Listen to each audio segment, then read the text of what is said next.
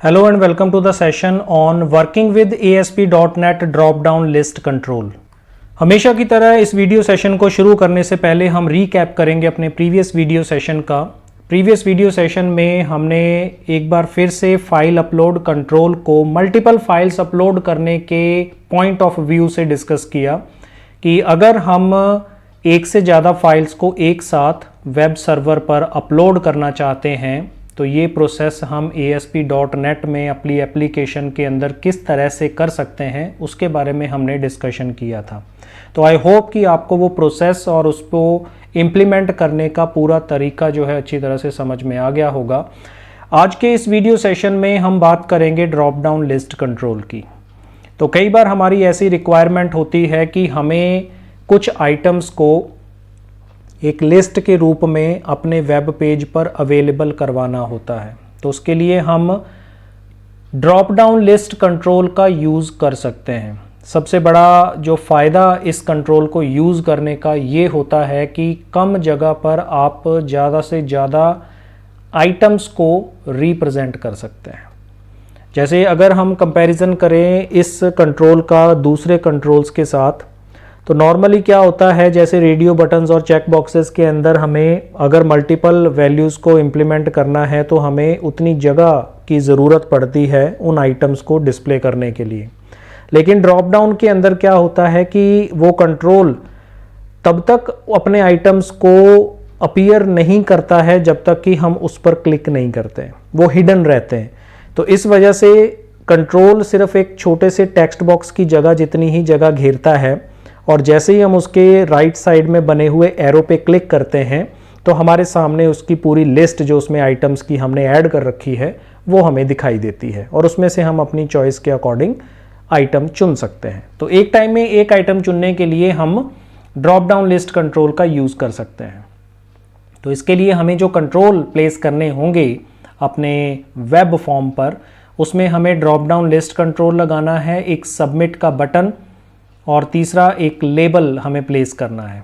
तो जैसे ही हम इस पर क्लिक करते हैं ड्रॉप डाउन लिस्ट में, तो उसमें आइटम्स ऐड करने के लिए हमें नीचे बने हुए ऐड बटन पे क्लिक करना है, और जैसे ही हम ऐड बटन पे क्लिक करते हैं तो हमारे सामने ये स्क्रीन अपीयर होती है जिसमें हमें इस टेक्स्ट प्रॉपर्टी के अंदर जो आइटम्स हमें अपनी लिस्ट ड्रॉप डाउन लिस्ट के अंदर रखने हैं वो आइटम्स हमें इसके अंदर एक एक करके ऐड बटन पे क्लिक करते हुए उनकी एंट्रीज करनी होती है।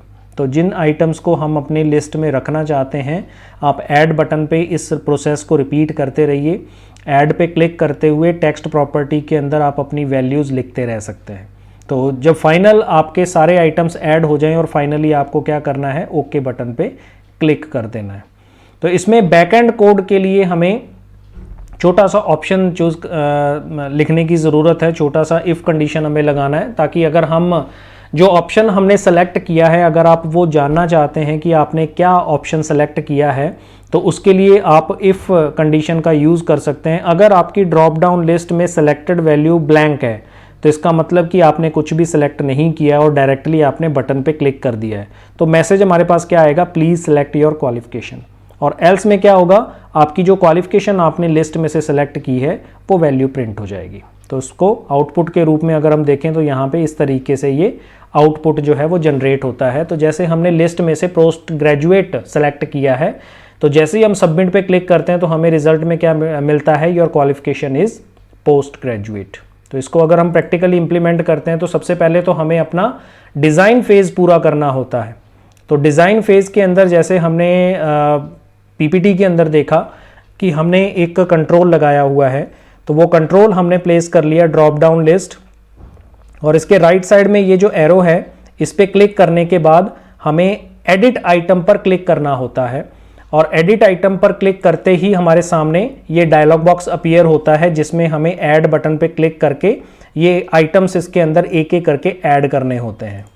और इसी तरीके से उसके बाद हमने यहाँ पर एक कंट्रोल लगाया सबमिट का, जिस पे हम क्लिक करके बैकएंड कोड लिखेंगे, और लास्ट हमने एक लेबल लगाया जहाँ पर हम सेलेक्ट किए हुए आइटम को प्लेस करवाएंगे। तो ये हमारा फ्रंट एंड है जो हमें इसके अंदर यूज़ करना है।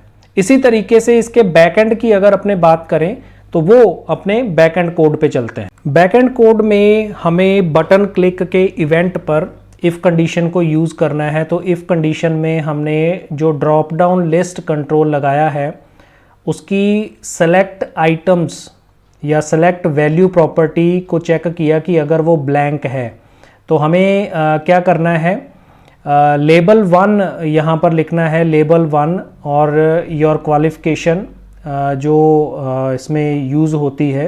तो लेबल 1 डॉट टेक्स्ट कि आपने क्वालिफिकेशन सेलेक्ट नहीं की है, और अगर आपकी वैल्यू सेलेक्टेड है तो आपकी क्वालिफिकेशन जो भी आपने लिखी है वो drop down list 1 dot selected value यहाँ पर हम प्रिंट करवा देंगे।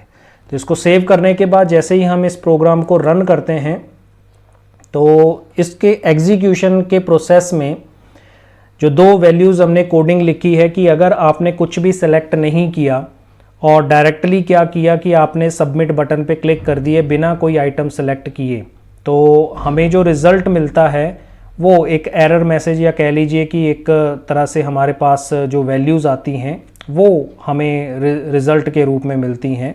और दूसरी तरफ अगर हम कोई आइटम सेलेक्ट करते हैं तो उस आइटम के अकॉर्डिंग हमें रिज़ल्ट जो है वो मिलता है। जो भी हमने सेलेक्ट किया है, जो लेबल हमने लगाया है अपने कंट्रोल इंटरफेस डिज़ाइन किए हुए इंटरफेस के रूप में, उसके अंदर हमें उसका रिज़ल्ट जो भी सेलेक्ट किया हुआ आइटम है वो प्रिंट हो जाता है।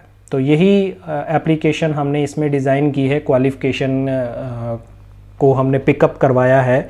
ऐसे ही हम अपनी ऐप्स डिज़ाइन कर सकते हैं जिसमें हम ड्रॉप डाउन आइटम्स लगा सकते हैं, जिसमें से यूज़र अपनी पसंद का ऑप्शन चूज़ कर सकता है और उसी के अकॉर्डिंग जो रिज़ल्ट हमें प्रिंट करवाने हैं वो रिज़ल्ट उसके अंदर प्रिंट करवाए जा सकते हैं। तो यहाँ पे आप देख सकते हैं कि इंटरफेस यहाँ पे आ रहा है, सेलेक्ट योर क्वालिफिकेशन।